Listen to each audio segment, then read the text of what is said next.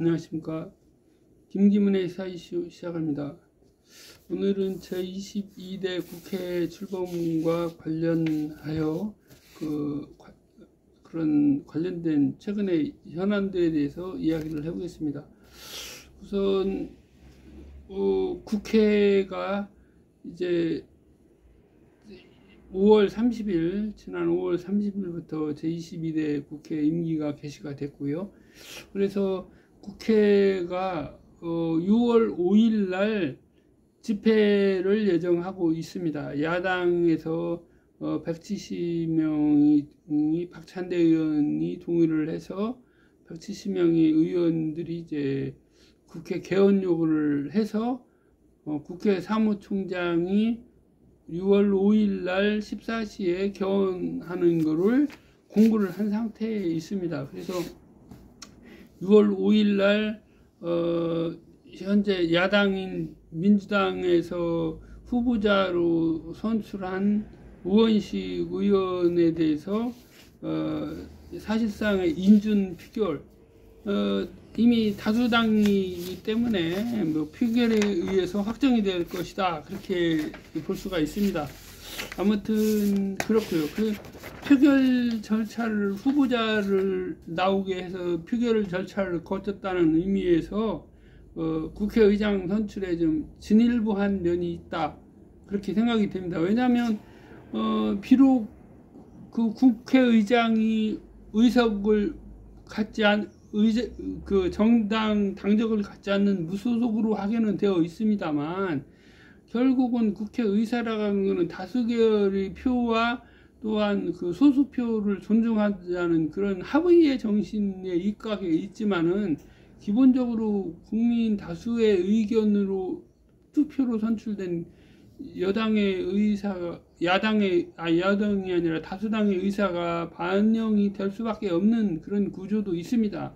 그렇기 때문에 당연히 이러한 후보자 선출 과정에서 당내 민주화를 이뤘다라고 하는 부분은 굉장히 획기적인 것이다라고 볼 수 있고요. 아마 국회 사상 그런 사례는 없었던 걸로 알고 있습니다. 아무튼 그렇고요. 그래서 최근 이제 몇 가지 이슈를 보면 현재 이제 국회가 임기가 개시가 됐기 때문에 국회에 의안들이 많이 제출되어 있습니다. 의안들이 많이 제출되어 있고 그 의안들 몇 가지 특검 관련된 의안들을 살펴보겠습니다. 우선 한동훈 전 법무부 장관이 검사 및 장관 재직 시 비위 의혹과 자녀 논문 대필, 가족 대필 등 가족 비위 관련 진상규명 의혹, 진상규명 특별검사에 관한 법률안이 박은정 의원 등 12인이 발의를 했고요. 그 다음에 순직해병 수사방해 및 사건 은폐 등의 진상규명을 위한 특별검사 임명에 관한 법률안이 박찬대 의원 등 의원 외 170인이 발의를 했습니다. 또한 대통령 윤석열의 배우자 김건희의 주가 조작 의혹 등과 관련된 진상규명을 위한 특별검사 임명에 관한 법률안 이성윤 의원 등 18인이 발의를 했습니다. 그래서 현재 특검법안이 3개가 발의가 되어 있고요. 지난 5월 28일 날 제21대 국회 마지막 국회 본회의에서 이태원 본회의에서 그 순직 해병 사건에 대한 특별검사 임명 법률안이 제의 요구에 따른 표결에서 부결이 되었죠. 최종적으로 부결이 되었고, 아무튼 그렇습니다. 그래서 우선은 요 사안들을 일단 한번 자세히 살펴보겠습니다.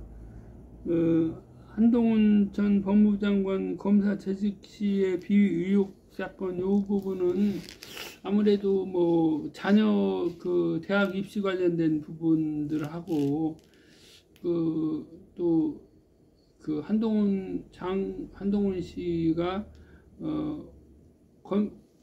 검사 시절에 있었던 그런 사건들이 또 있겠죠. 그런 사건들이 또 있고, 그 다음에 그 한동훈 씨가 장관 때 이제 취임해서 뭐 미국이라든가 아니면 조세 피난처를 다녀왔던, 그 해외 출장으로 다녀왔던 그런 사건들에 대한 여비 집행 문제, 이런 것들이 있는 것 같습니다.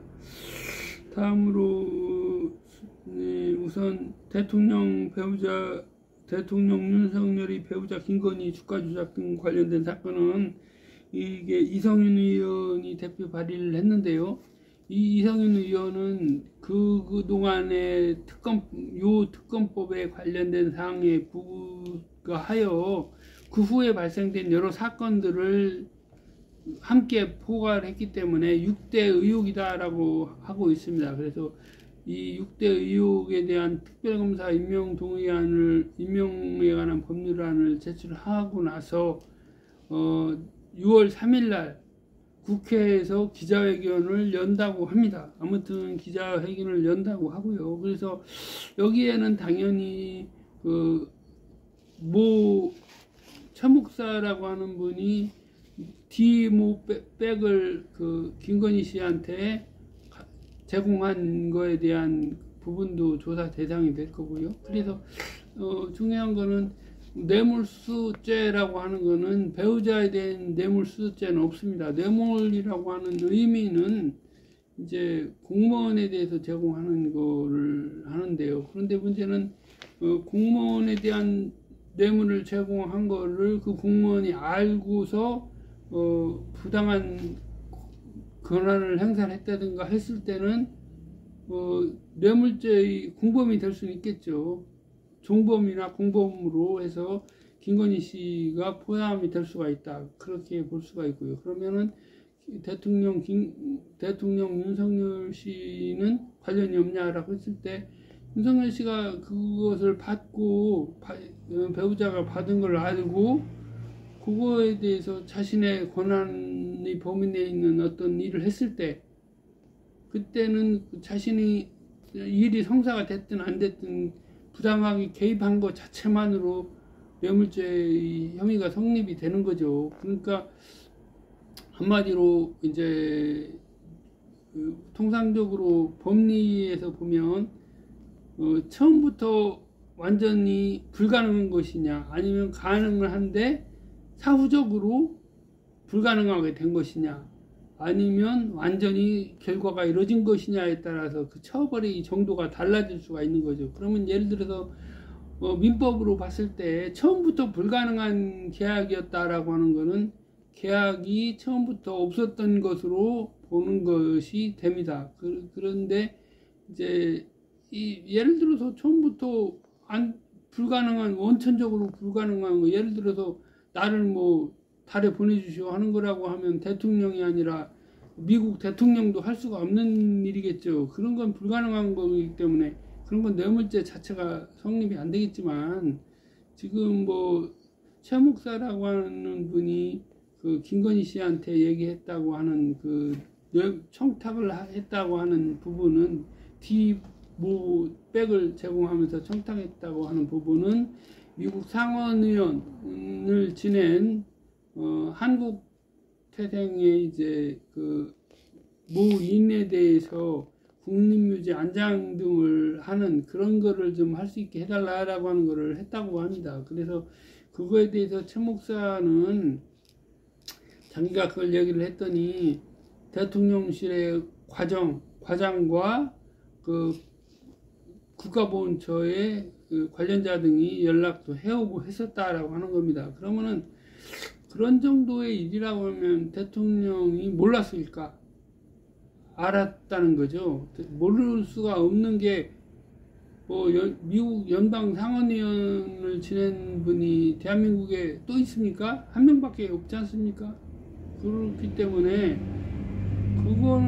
그거에 대해서 엄청난 국가적인 문제로 이제 물론 역할이 어쩌느냐에 따라서 달라질 수 있지만 아무튼 그 미국의 연방 상원의원을 우리나라의 어떤 국립묘지에 안장한다라고 했을 때는 또 국민들이 생각하는 정도가 달라질 수가 있죠. 그렇기 때문에 그것이 파급력 같은 거를 구했을 때 대통령실 과장이라는 사람이 대통령한테 그런 내용을 보고를 안 하고 독단적으로 그 최목사나 관련 부처에다가 얘기를 했을 거다? 그거는 어렵다고 봅니다. 아무튼 그런 상황이기 때문에 만약에 그게 대통령이 공식적으로 개입했다라고 하는 게 밝혀지면 물론 뇌물을 받고서 김건희 씨가 디올백을 받고서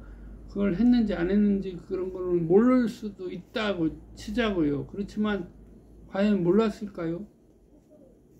모를 수가 없겠죠. 부부인데 그렇기 때문에 그렇다 그러면은 대통령도 일단 수사는 할 수가 있기 때문에 기소만 안 된다는 거기 때문에 재직 중에 뭐 내란, 외환죄 이런 거에 대한 것만 이제 기소를 할 수가 없다라고 되어 있는 거지 수사는 해야 된다고 하는 것이 정설이기 때문에 대통령도 수사 대상이 될 수가 있다라고 보는 거죠.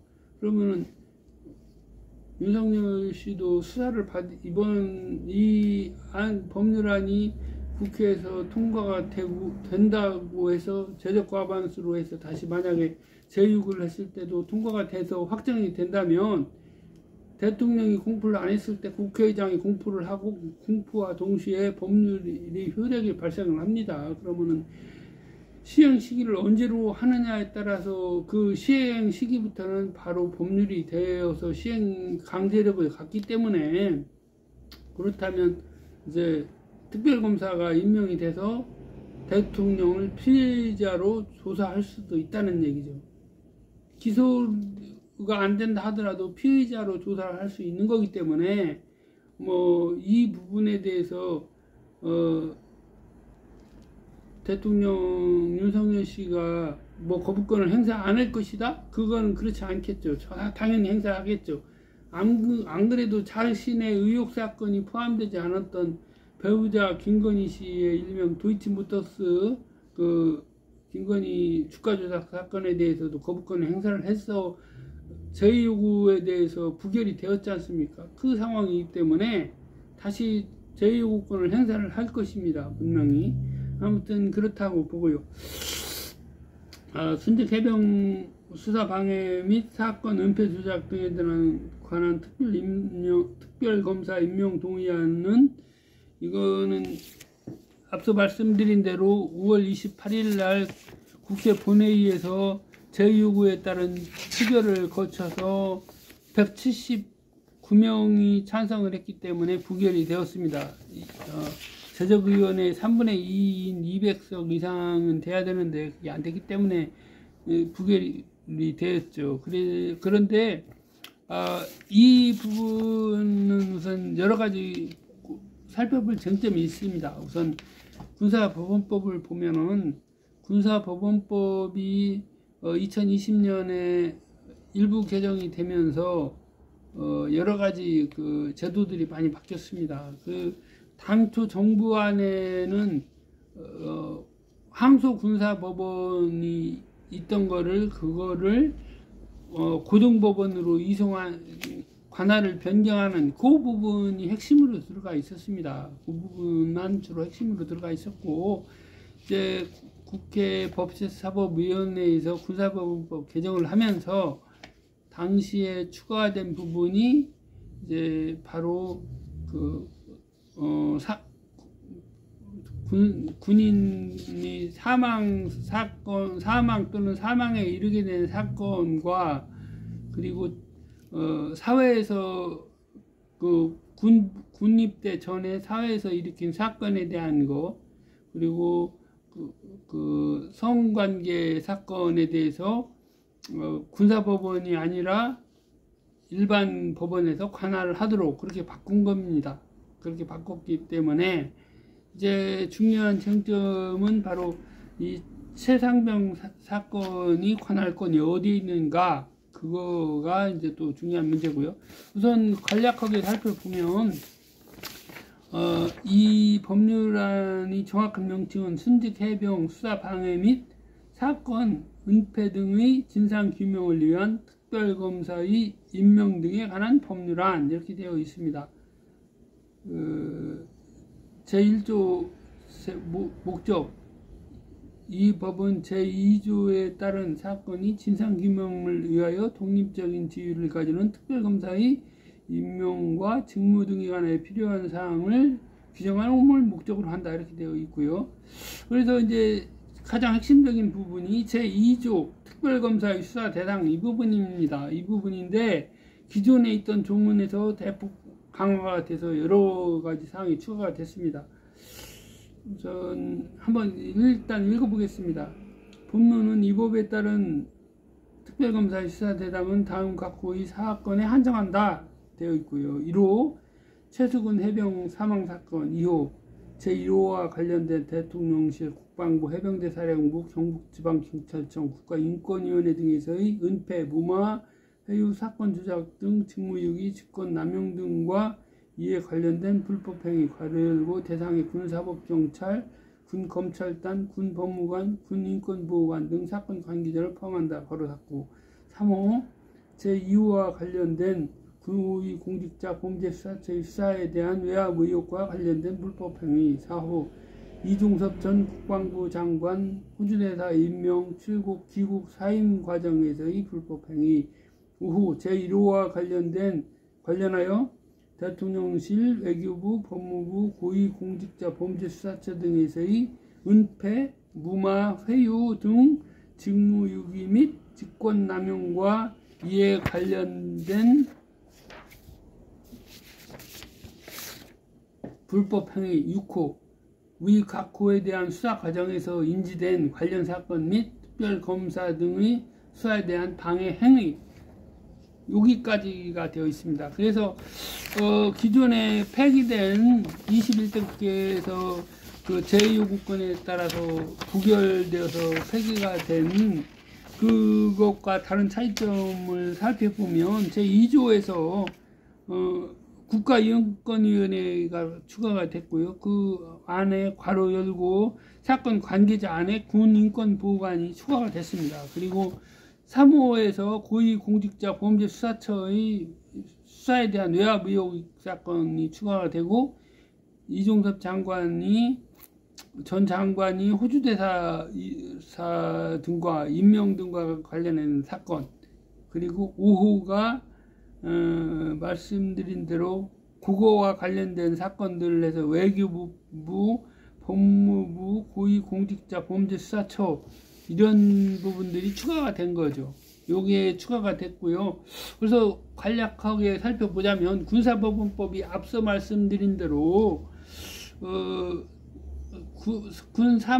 군인이 사망에 이르게 된 사건이 과거에 그 군사법원에 관할하다는 것이 일반 법원으로 이관이 됐습니다. 그래서 과거 같으면 이 개정 이전 같으면 1심이 1심 군사법원, 항소심이 항소심 2심 군사법원이 있었고 3심이 대법원, 이렇게 된 거였습니다. 그런데 이 제도가 요 법률 개정으로 인해서 1심이 일반 법원이니까 사망사건이기 때문에 이제 경북에 있는 그 경북의 이제 관할 지역에 있는 고등법원이 2심이 되고요.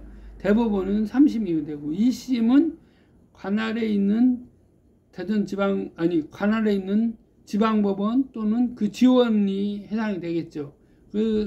사망사건이 살인사건이라고 하더라도 지방법원 지원에서 관할하기도 하는 사건들이 있기 때문에요. 아무튼 이거는 이제 또 고의로 사망하게 한 사건은 아니기 때문에 그렇고요. 그래서 이 사건을 보면 이제 집중호우 기간에 인해서 이제 경북 예천에서 이제 민가들이 유실되는 사건이 발생을 했고 7월 19일에 이제 이 최상병이 사망한 사건이 발생을 한 거죠. 그래서 이 부분을 살펴보면 이제 당시에 지금도 국무총리인 한덕수 국무총리가 군이 그 복구 같은 거를 총력 지원하도록 그렇게 해라라고 했고요. 그래서 이제 그 작전사령부가 있습니다. 그 지상작전사령부라고 명칭이 바뀌었는데 이게 제2군 옛날에 제2군 후방 지역을 관할하는 사령부가 지상작전사령부인데요. 이 지상작전사령부가 포항에 있는 그 해병 1사단에 대해서 지역의 52사단의 그 응급복구 지원을 하라라고 해서 그 단편 명령이라고 해서 명령 체계를 전달을 해서 이제 그 1600명을 지원해라라고 하는 명령을 내린 겁니다. 그러다 보니까 이제 포병 1사단에서 이제 관련된 부대들을 그쪽으로 관할을 변경을 해서 이제 명령을 하니까 해군 이제 52사단에서 이제 이들 병력들을 배치를 한 거죠. 부대를 배치를 했는데 그러면은 어떻게 되느냐면 이 명령이 해소가 되고 철회가 되거나 아니면은 새로운 명령이 와서 다시 복귀해라라고 하는 명령이 나오기 전까지는 해병 1세단은 해당 부대에 대한 지휘권이 없어지는 겁니다. 그러면은 임성근 사단장이 자기네 부대라고 하더라도 지휘를 할 수가 없습니다. 비근한 예로 1979년 12월 12일에 그 일명 12.12 사태로 알려지고 있는 당시 전두환 보안사령관 등이 개입한 12.12 군사 쿠데타 사건이 있은 이후에 이제 그 5.18 그 민주화 운동이 발생을 한 것은 원인은 이제 그 전두환 씨가 자기가 대통령이 되려다 보니까 헌법이 개정이 되고 나면 자기가 대통령을 할 수가 없잖아요. 그러니까 헌법을 지켜야 된다. 후원을 장담을 하고서 이제 최규하 대통령이 당시 그 체육관 선거에서 대통령이 되어서 취임을 한 상태였는데 12.12 군사 쿠데타가 일어나고 나니까 자기는 허수아비가 되었다 싶었는지 이제 어쨌거나 이유야 알 수 없지만 사임을 하다 보니 이 최규하 씨가 이제 자기가 대통령이 되어야 되겠다라고 하는 생각을 갖고 있던 차에 이제 그 계엄 확대 조치를 한 거죠. 계엄 조치를 확대를 하고 그 과정에서 그 군사 계엄 사령관 등에 대한 이제 지휘권 계통이 문제가 됐었죠. 그때 당시에 그 보안사령관은 자기는 그 위수병력이라는 거는 계엄 지역에 가 있는 부대를 지휘하는 그런 명령 체계인데 그 체계에 자기가 들어갈 수가 없었다 그 얘기를 하는 겁니다. 그래서 당시에 그 작전 명령권은 당연히 이제 그 육군 참모총장이 그 부대를 지휘할 수 있는 명령 체계였기 때문에 그 예하에 있는 보안사령관이 그 직접 해당 부대에다가 그 계엄 지역에 예를 들어 광주 계엄 지역에 있는 부대한테 명령을 할 수 있는 체계가 아니었던 거죠. 마찬가지로 이번 사건도 똑같습니다. 육군 52사단에 배속되어 있는 자신의 해병 1사단이 부대에 대해서 명령 자체를 해서는 안 되고 할 수도 없는 거였습니다. 원칙적으로. 그런데 임성근 씨가 이제 자기네 부대가 거기 가 있으니까 꾸찌꾸찌 뭐해라 하다가 그 과정에서 7월 17일 그 폭우로 7월 18일에 부대 배치가 되고 그쪽 그 포항에 있던 부대가 예천에 가서 이제 복구 작업을 하는데 그건 좋다 이겁니다. 그럼 그건 좋은데 이제 뭐가 있느냐면요, 법률에 그런 게 있습니다. 이제 그 사고대책본부 관련된 그런 조항들이 많이 예전에 코로나 시기 때 많이 나왔죠. 그러면은 법률 체계가 그 재난 대응 책임 기관이라고 하는 것들이 있습니다. 이게 뭐냐면 좀 용어가 어려운 것 같은데 간략하게 설명을 하면 군, 경, 뭐 이런 식으로 해서 뭐 지자체 이런 식으로 각각의 그 책임진 역할들이 있는 기관들을 이제 사건 책임 기관이라고 하는데, 이제 그러면 그 기관들의 임무 중에서 현장을 지휘할 수 있는 그 인명 구조와 관련된 걸 지휘할 수 있는 기관은 이제 한마디로 지자체에 있는 겁니다. 그러면 이게 계엄 지역이 아니기 때문에 그러면 누가 해야 되느냐? 경북 소방안전본부에서 해당 지역의 구조를 통제를 해야 되는 겁니다. 그러면 52사단 병력이 응급복구 지원을 나간 병력들은 그대로 응급복구에 공동으로 참여하지만 그 구조활동에 대한 거는 52사단이 나가 있다 하더라도 그 사단장이 직접 지휘하는 게 아니라 지휘권은 그대로 갖고 있지만 경북 소방안전본부에서 그 요청하는 대로 따라서 움직였어야 된다는 얘기입니다. 그런데 문제는, 심각한 문제가 뭐가 있느냐면 그 최상병이 급류에 안전 구조 활동 중에 급류에 떠밀려서 나가서 순직하게 된 과정에서 육군 52사단 병력은 이미 철수를 했습니다. 그러면 육군 52사단은 자신이 부대에 예속된 부대로 단편 편제되어 있던 해병 1사단 병력에 대해서도 철수하라고 명령을 했어야 되는 겁니다. 그런데 철수하라고 명령을 안 내리고 그냥 놔두고 있으니까 해병 1사단장이 개입을 한 거죠. 니네 빨리 들어가서 이제 물속에 수색을 해라 라고 한 겁니다.